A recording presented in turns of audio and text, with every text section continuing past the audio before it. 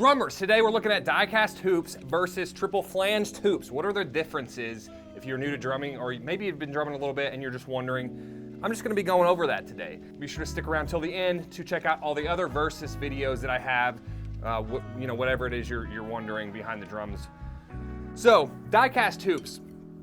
As the name suggests, it's really just a mold. So metal is poured into a mold.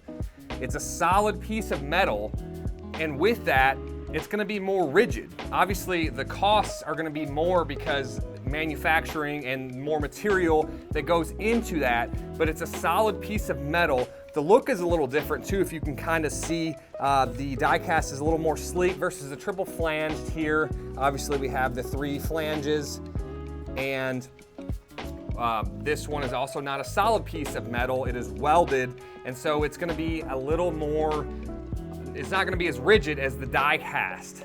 It's also going to be thinner, more prone to dents and dings versus the die cast. It is not. But the main thing with the die cast hoops is you're gonna have a better tuning stability. This drum I've had for a couple weeks now.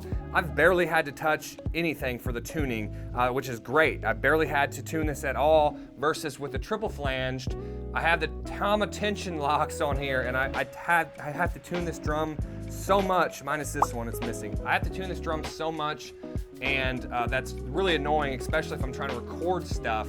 It's just annoying, or if I'm playing a show and I'm playing heavy music, and my snare drum is constantly detuning, even with tension locks on.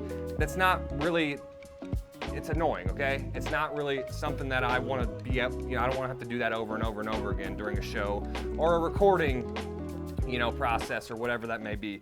Well, hey, you've reached the recap portion where we go over the differences of the die-cast hoops, of the triple flange hoops. I read off to you my beautifully written notes, and we get some close-up shots here. Be sure to stick around until the end so you can see all the other versus videos that we have here on Tune Musician. Back to the video. So, with the die-cast hoops, they are rigid hoops made by casting molten metal, making them thicker, heavier, and more durable. And more durable.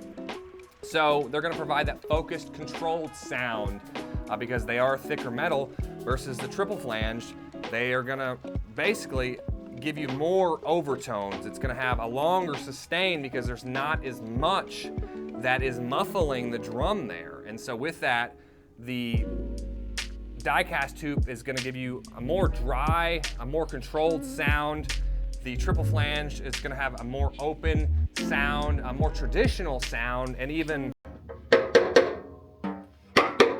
with stick clicks like that with rim shots and everything. Obviously these are 2 different, this is maple, this is brass, but they're going to give you different sounds. So better tuning stability, the die cast is probably going to be your best bet if you're recording a lot, if you're playing a lot of heavier music and you don't want to have to tune your snare drum as much. And really they just kind of have that sleek, modern look. They're more expensive, obviously, because the manufacturing process, it's more material, it's more of a process to make and cast the die-cast hoops.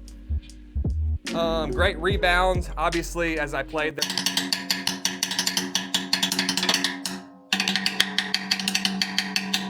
In contrast, the triple flange, they're gonna be lighter, thinner hoops made from bent metal sheets, and with the 3 folded edges, aka triple flanged, they're more open, resonant sounds with greater sustain and that classic feel. So these are going to be really favored in genres like jazz and blues, while less durable and slightly less stable in tuning. They're lighter in weight, so the drum is going to be lighter also.